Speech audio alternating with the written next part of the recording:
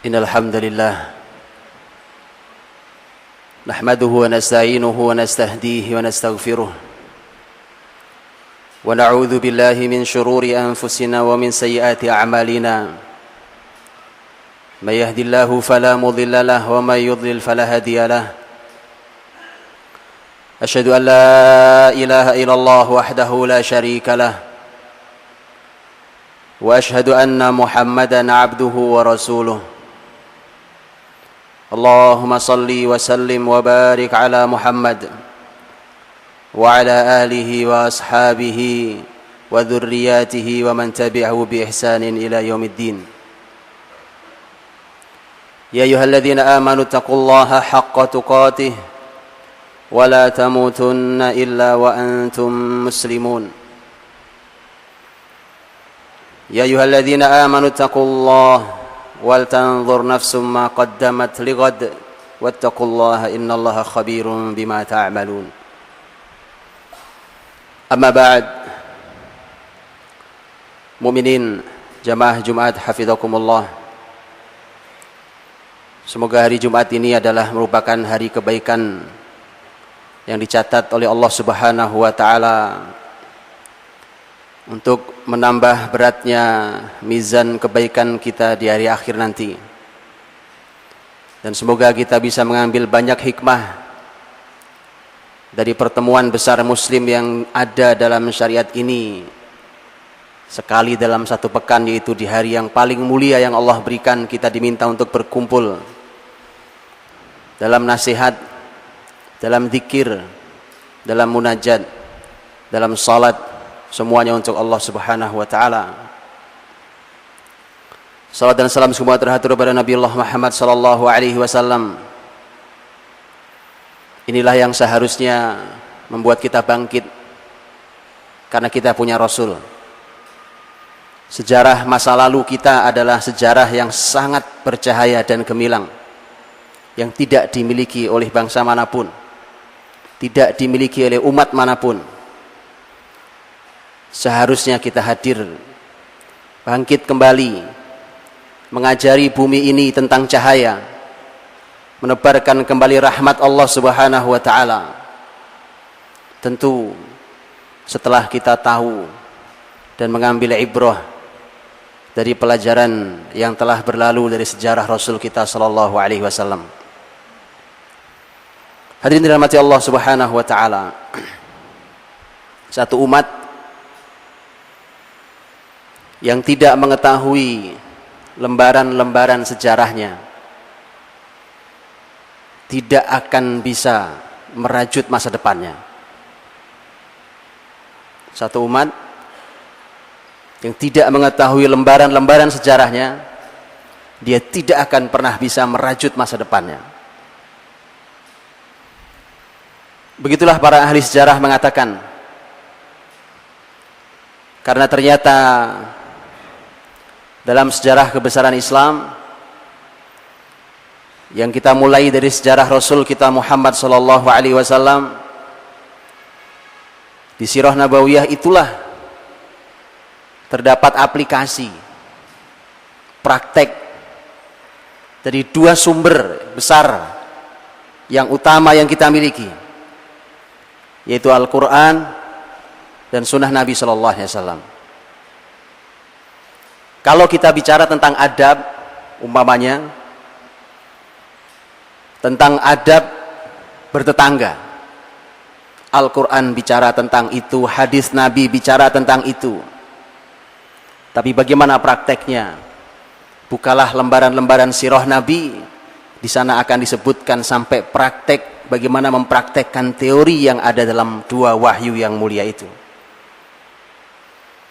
Kalau kita sedang membahas tentang masalah yang cukup sensitif hari ini dibahas umpamanya, yaitu contohnya tentang bagaimana hukum bekerja sama dengan orang-orang kafir, masuk dalam sistem mereka. Hari ini kita, dua kubu yang tidak sedang bersatu dalam pendapatnya, dua kubu yang berselisih pendapat dalam hal ini, dua-duanya menggunakan ayat, dua-duanya menggunakan hadis Nabi. Tapi yang masalah besar di kita adalah kita belum membuka lembar-lembar praktek nubuah. Bagaimana Nabi mempraktekannya? Karena tidak mungkin praktek Nabi berbeda dengan panduan Al-Quran dan hadis beliau sendiri. Lihatlah sepanjang kehidupan beliau bagaimana beliau berinteraksi dengan orang kafir.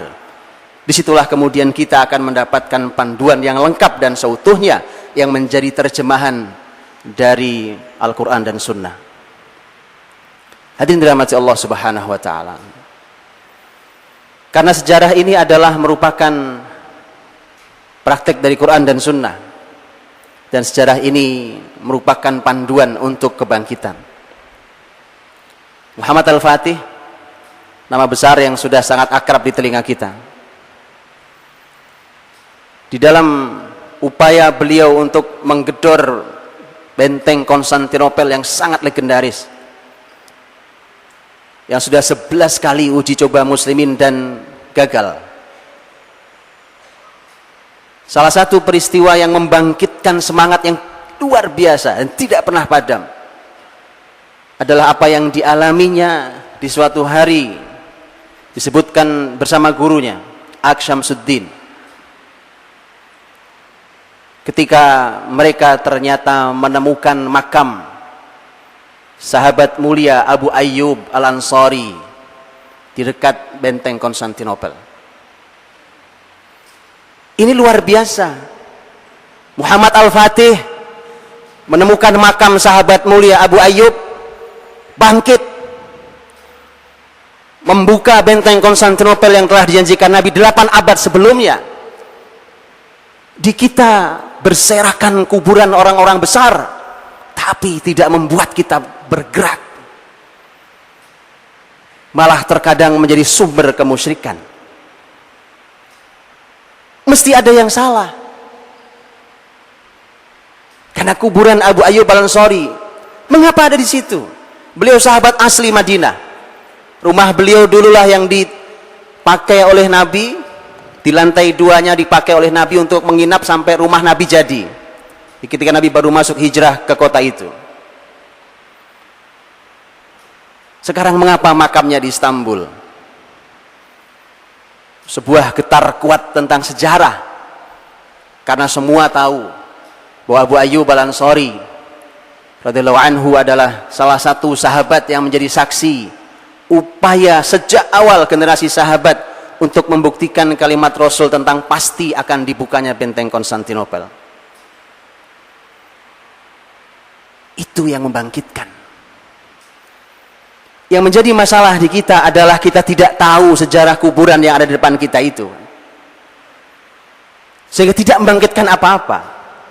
Tidak pernah utuh informasi tentang sejarah itu, sehingga kita tidak tahu mengapa orang besar ini ada di sini, apa yang pernah dilakukannya untuk negeri ini, apa yang pernah diupayakannya untuk menjadikan negeri ini bangsa besar, memiliki peran-peran luar biasa di dunia Islam. Hadirin dirahmati Allah Subhanahu wa Ta'ala. Karenanya Allah Subhanahu wa Ta'ala meminta kita untuk melihat masa lalu kita, untuk masa depan kita. Ya ayyuhalladzina amanu taqullaha wal tanzur nafsum ma qaddamat lighad. Wahai orang-orang beriman, bertakwalah kalian pada Allah, dan hendaklah setiap jiwa melihat apa yang telah dilakukannya di masa lalu untuk hari esoknya. Apa yang telah berlalu harus menjadi modal penting untuk kebangkitan esok hari, untuk kebaikan esok hari. Setiap jiwa harus punya itu, setiap individu kita harus seperti itu. Allah Subhanahu wa Ta'ala di dalam surat Al-Hasyr, yang sesungguhnya surat Al-Hasyr adalah merupakan surat yang isinya adalah sejarah, salah satu surat yang isinya padat dengan sejarah. Bacalah kembali, karenanya Turjumanul Quran, sahabat mulia Abdullah bin Abbas radhiyallahu anhuma menyebut surat ini sebagai surah Bani Nadir, surat Bani Nadir. Siapa Bani Nadir? Bani Nadir adalah merupakan salah satu kelompok Yahudi yang cukup kuat dan besar di Madinah saat itu. Al-Hasyr, yang artinya adalah pengepungan. Judul suratnya saja memberi inspirasi besar tentang cara mengalahkan Yahudi, mengepung mereka. Selama muslimin belum bisa melakukan itu, maka pembahasan kita tentang mengalahkan Yahudi baru sebatas wacana. Lihatlah Allah memulai surat di ayat yang kedua, ketika Allah mulai menuturkan kepada kita tentang sejarah besar ini, tentang bagaimana orang-orang Yahudi berhasil dikeluarkan dari Madinah, diusir dari Madinah, Bani Nadir. Bahkan Rasul, para sahabat tidak menduga kalau mereka bisa diusir, karena begitu kuatnya. Seperti kita hari ini, ketika kita berpikir seakan mereka kekuatan yang tidak pernah bisa dikalahkan di semua lini. Persis itu yang digambarkan di permulaan surat Al-Hasyr, untuk Allah tunjukkan begini caranya. Di akhir ayat yang kedua Allah berfirman, fa'tabiru ya ulil absar. Maka ambillah iktibar, ambillah pelajaran wahai orang-orang yang mau berpikir, yang punya pandangan ke depan jauh. Begitulah sejarah. Ketika berbicara tentang modal kebesaran untuk mengalahkan musuh-musuhnya, ternyata Allah menyampaikan fa'tabiru ya ulil absar. Dan inilah yang ayat yang barusan saya bacakan tentang ya ayyuhalladzina amanu taqullaha wal tanzur nafsum ma qaddamat lighad juga merupakan ayat dalam surat ini. Menjelang penutupan, sebelum nasihat, sebelum pembahasan panjang tentang tauhid. Hadirin dirahmati Allah Subhanahu wa taala. Harus dijadikan sebagai ibrah, pelajaran besar, pelajaran yang sangat mahal dari sejarah kebesaran kita di masa lalu. Di akhir surat Yusuf juga sama. Ini adalah satu surat yang dituturkan di dalamnya satu kisah yang utuh, yaitu kisah Nabiullah Yusuf alaihissalam. Di akhir surat itu, di ayat yang ke-111, Allah Subhanahu wa taala mengingatkan pada kita, laqad kana fi qasasihim ibrah liulil albab. Sungguh pada kisah-kisah mereka terdapat ibrah bagi siapapun yang punya akal. Sejarah ini perlu orang-orang yang berakal untuk bisa mengambil mutiaranya. Perlu orang-orang yang cerdas, yang mau berpikir untuk bisa mengambil kaidahnya, pelajarannya, dan panduannya, agar kenangan itu berubah menjadi panduan. Sejarah bukan hanya sebuah kenangan, tapi sejarah adalah merupakan sunatullah yang akan berulang di zaman manapun. Kita diminta untuk menjadikannya sebagai ibrah liulil albab. Kata ibrah di dalam bahasa Arab dikata ubur, yang artinya adalah menyeberang jalan. Kalau kita menyeberang jalan di depan ini, itu namanya ubur. Kata ibrah. Mengapa disebut ibrah? Kemudian kita terjemahkan dalam bahasa Indonesia menjadi pelajaran. Karena kita dan sejarah masa lalu itu jaraknya sangat jauh. Kita tidak hidup di zaman itu. Zaman itu tidak bisa kita ambil kalau tidak ada jembatan penyeberangannya. Orang-orang yang punya pikiran, orang-orang yang mengkajinya, itu yang tugasnya membuatkan jalan untuk menyeberang orang agar bisa menghadirkan kehidupan itu di masa hari ini, dan kita bisa seakan hidup di zaman itu.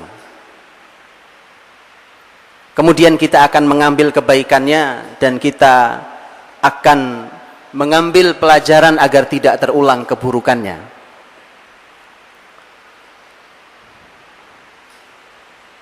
Bahkan surat Yusuf ini menjadi Surat yang dijadikan oleh Nabi sebagai pelajaran. Rasul sendiri mengambil pelajaran dari surat Yusuf. Dan tidak sekali dalam peristiwa sejarah beliau. Lihatlah betapa sejarah menjadi panduan.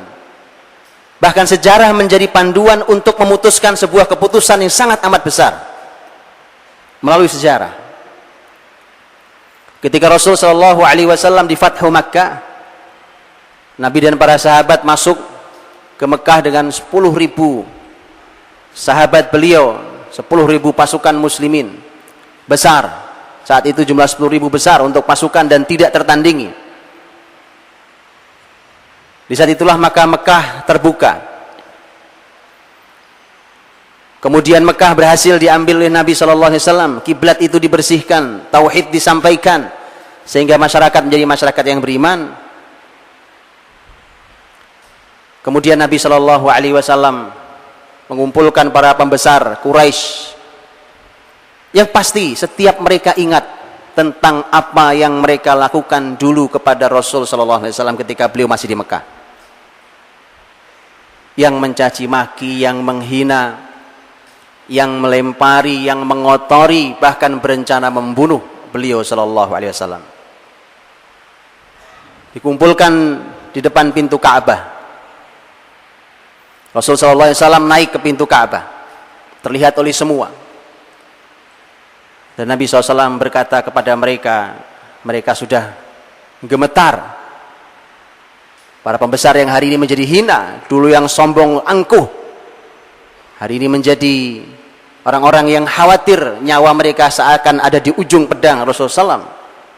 Karena Rasul mengumumkan orang-orang yang halal darahnya saat masuk ke Mekah itu. Imam Ibnu Hajar dalam Fathul Bari mengumumkan, menyampaikan sekian belas orang yang nyawanya dihalalkan Nabi. Bunuh dia dimanapun dia berada, bahkan bersembunyi di balik sitar Ka'bah. Gemetar mereka, Pak. Nabi SAW berkata, "Ma tadhunnun an yuf'ala bikum?" Dugaan kalian, mau saya apakan kalian? Orang sudah gemetar keluar kalimat itu. Bagaimana Nabi memutuskan? Nabi punya hak untuk membalas. Kalau Nabi mau balas, Islam mengizinkan itu. Asal setimpal. Tapi Nabi SAW mengambil keputusan beliau berdasarkan ibrah yang ada dalam surat Yusuf. Nabi SAW berkata, hari ini aku ingin berkata seperti Yusuf berkata pada saudara-saudaranya. Karena mereka saudara-saudara Nabi SAW. Mereka orang-orang Quraisy. Saudara beliau juga Quraisy. Hari ini aku ingin berkata sebagaimana Yusuf berkata pada saudara-saudaranya, la tathriba alaikumul yawm yaghfirullahu lakum. Hari ini kalian sudah tidak punya salah lagi pada saya. Semoga Allah mengampuni kalian. Nabi mengambil pelajaran dijadikan sebagai keputusan besar. Bahkan para ulama sejarah menyampaikan dari mana Nabi Shallallahu Alaihi Wasallam mengambil keputusan untuk mengizinkan sebagian sahabatnya hijrah ke negeri Habasyah di awal tahun 5 kenabian. Ketika siksaan semakin meningkat, maka Nabi SAW mengizinkan sebagian sahabat yang sudah tidak kuat menahan berbagai macam intimidasi dan siksaan untuk hijrah ke negeri Habasyah, menyeberang melalui Laut Merah, nyeberang ke negeri Habasyah. Dari mana Nabi ambil keputusan itu? Mana sumber Nabi mengizinkan sahabat untuk itu? Para ahli sejarah mengatakan, saat keadaan sangat sulit, Allah Subhanahu wa taala menurunkan surat Al-Kahfi. Al-Kahfi isinya 4 kisah besar. Surah Al-Kahfi yang disunahkan untuk kita baca di hari mulia ini. 4 kisah besar. Dan kisah yang pertama bertutur tentang Ashabul Kahfi. Kisah anak-anak muda yang melarikan iman dan agama mereka dari fitnah yang mungkin saja melucuti agama mereka. Karenanya mereka lari bersembunyi di dalam gua sampai Allah tidurkan untuk Allah selamatkan. Para ahli sejarah mengatakan itulah yang menginspirasi Nabi untuk mencarikan tempat bersembunyi para sahabat beliau yang khawatir akan lepas iman dan akidahnya, ditunjukkan di negeri Habasyah yang Nabi katakan inna fiha malikan la yudhlamu fiha ahad. Di sana ada raja yang tidak ada seorang pun yang dizolimi di sana. Pergilah ke negeri Habasyah. Sejarah menjadi landasan keputusan beliau sallallahu alaihi wasallam. Hadirin dirahmati Allah Subhanahu wa taala. Kita ini punya 3 kewajiban besar tentang sejarah. Ada sejarah yang berhubungan dengan diri kita sendiri, pribadi kita, masing-masing individu kita sebagai seorang mukmin, sebagai seorang muslim. Individu kita masing-masing ini, kita berasal dari keluarga yang berbeda-beda. Kita punya nasab yang berbeda-beda. Itu bagian dari sejarah individu kita. Dan bukankah nasab merupakan satu dari 5 hal terpenting yang sangat dijaga Islam? An-nasab. Ini juga menjadi pelajaran penting. Kita diminta untuk mempelajari nasab kita. Kita ini keturunan siapa, keturunan siapa. Dalam Islam sangat amat penting, walau ini kita remehkan. Di Islam sangat amat penting. Nasab. Tapi tidak hanya nasab yang dipelajari, bukan hanya saya keturunan siapa, tetapi Nabi SAW ketika beliau bersabda tentang bagaimana seorang wanita dipilih oleh laki-laki untuk dinikahi, dalam salah satu riwayatnya Nabi mengatakan li nasabiha, dalam riwayat lain Nabi mengatakan li hasabiha. Kalau nasab artinya adalah saya keturunan siapa, kalau hasab dengan ha artinya adalah apa kehebatan, apa karya besar keluarga ini. Itu harus dicari, karena itu pasti ada dalam diri kita. Ketika kita melihat 10 sahabat yang dijamin masuk surga, yang kesemuanya adalah Quraisy, maka berarti mereka tergabung dalam satu kalimat Nabi ketika Nabi mengatakan al-a'immah min Quraisy. Para pemimpin berasal dari Quraisy. Siapapun itu, dan terbukti 10 sahabat, Abu Bakar, Umar, Utsman, Ali, Talha, Zubair, dan seterusnya, 10 orang itu kesemuanya Quraisy, dan kesemuanya punya peluang besar karena kapasitas mereka yang luar biasa dengan kalimat Nabi bahwa para pemimpin hadir dari Quraisy. Karena ada jiwa kepemimpinan yang sangat kokoh di jiwa orang-orang Quraisy. Begitu seterusnya. Kita dengan nasab kita masing-masing juga demikian.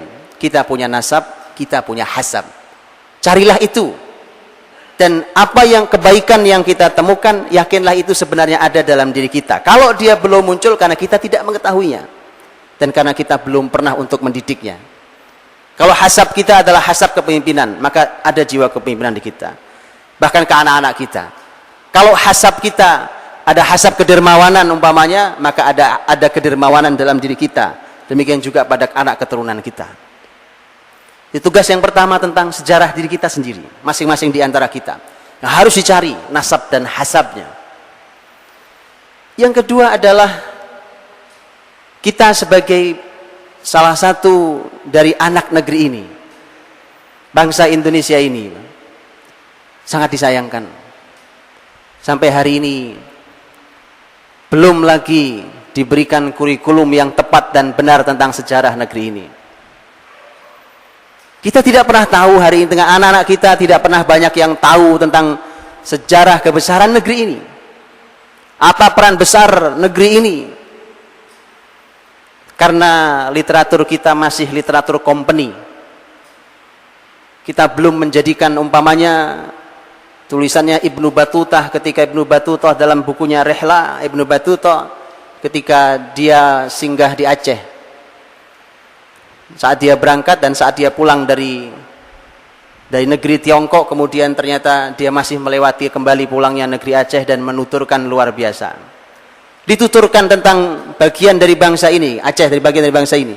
Dituturkan tentang masyarakat yang beriman, masyarakat yang cinta ilmu, masyarakat yang cinta jihad, pemimpinnya yang sangat tawadhu, sangat mencintai ilmu dan ahli ilmu, masyarakat yang makmur, negeri yang sangat hijau, dengan kekayaan alam yang luar biasa, keramahannya, dan seterusnya. Dituturkan itu. Tapi sayangnya itu memang tidak menjadi literatur di bangsa ini. Kita mengambil literaturnya dari kompeni Belanda yang ditulis di atas geladak kapal VOC.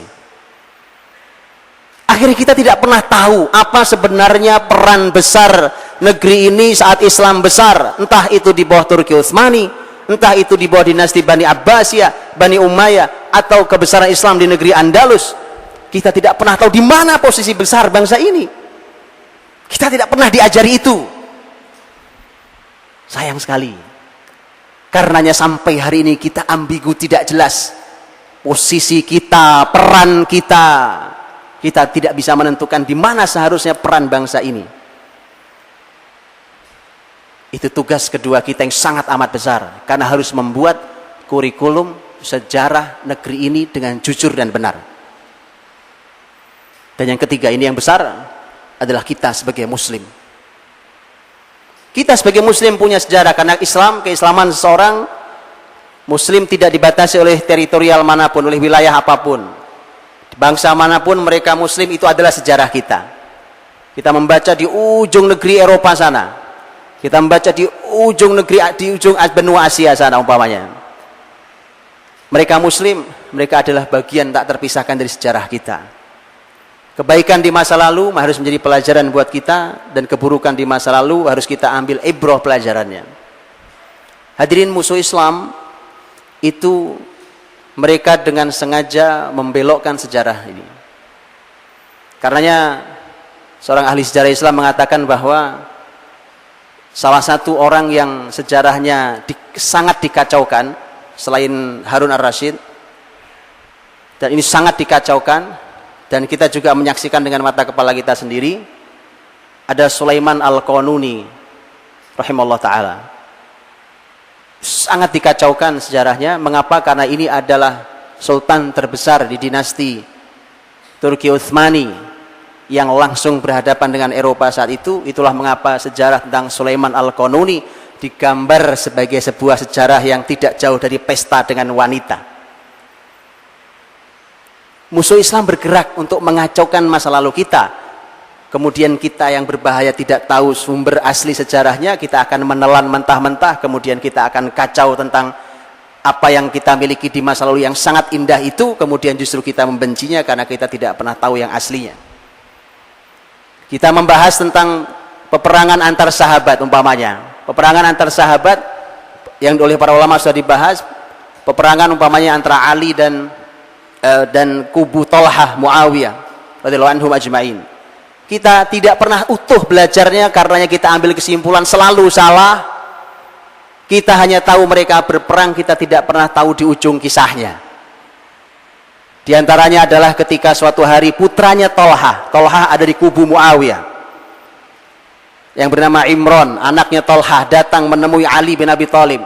Kemudian Ali langsung menyambutnya dan berkata, aku berharap, wahai Imran adalah anaknya Thalhah, aku berharap aku dan ayahmu kelak Thalhah adalah menjadi orang yang seperti disebutkan dalam ayat wa naza'na ma fi sudurihim min ghillin ikhwanan ala sururim mutaqabilin. Kelak di surga nanti akan kami cabut, kata Allah, semua rasa dengki yang ada di hati. Mereka semua bersaudara, mereka duduk di surga saling berhadapan dalam sebuah kedamaian. Aku berharap kelak ayahmu dan aku seperti itu. Ada orang yang hadir di majelis itu kemudian berteriak, Ali, kemarin kau perangi Thalhah, sekarang kau harap masuk surga bareng dengan dirimu? Ali marah dan mengatakan, kalau ayat itu bukan kami, siapa lagi? Ayat itu kalau bukan kami, siapa lagi? Itu untuk kami ayat itu. Subhanallah, kita tidak pernah belajar itu. Kita hanya tahu mereka berdarah-darah, kita tidak pernah tahu bagaimana di ujung kisahnya. Maka belajarlah, mari kita belajar tentang sejarah individu kita, belajar tentang kita sebagai anak bangsa negeri ini harus diluruskan, ditunjukkan kebesaran negeri ini, dan kita sebagai muslim. Barakallahu li wa lakum fil Qur'anil azim wa nafa'ani wa iyyakum bima fihi minal ayati wa dzikril hakim wa taqabbala minni wa minkum tilawatahu innahu huwas samiul alim wastaghfiruh innahu huwal ghafurur rahim.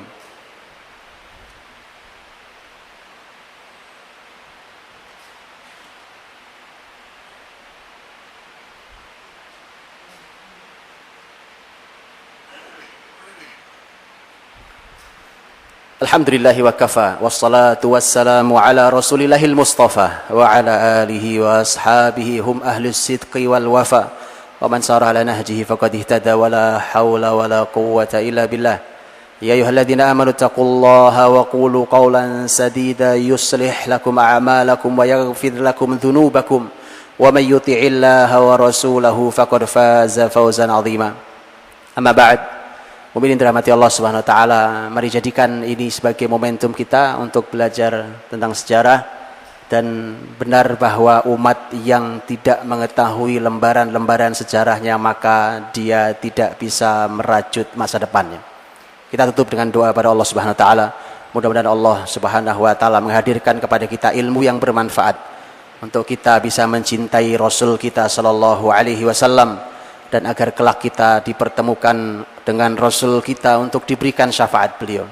Allahumma salli wa sallim wa barik ala Sayyidina Muhammadin wa ala alihi wa sahbihi ajma'in. Walhamdulillahi rabbil alamin. Hamdan yuwafi ni'amahu wa yukafi'u mazidah. Ya Rabbana lakal hamdu wa lakal syukr. Kama yanbaghi li jalali wajhikal karimi wa azimi sultanik. Allahumma inna nas'aluka wa nashhadu annaka anta Allah. La ilaha illa antal ahadus samad. Lam yalid wa lam yulad wa lam yakul lahu kufuwan ahad. Allahumma ighfir lana wa li ikhwanina alladhina sabaquna bil iman wa la taj'al fi qulubina ghillan lil ladzina amanu rabbana innaka raufur rahim. Allahumma ighfir lana wa li walidina warhamhum kama rabbawna shighara. Rabbana taqabbal minna innaka antas samiul alim. وتب علينا إنك أنت التواب الرحيم. اللهم أعز الإسلام والمسلمين. اللهم أعز الإسلام والمسلمين. اللهم أعز الإسلام والمسلمين وأهلك الكفرة المشركين الظالمين الغاصبين. اللهم ربنا هب لنا من أزواجنا وذرياتنا قرة أعين واجعلنا للمتقين إماما. ربنا آتنا في الدنيا حسنة وفي الآخرة حسنة وقنا عذاب النار. سبحان ربك رب العزة عما يصفون وسلام على المرسلين والحمد لله رب العالمين.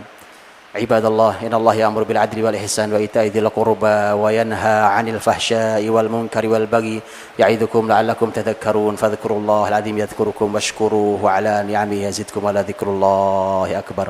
أقم الصلاة.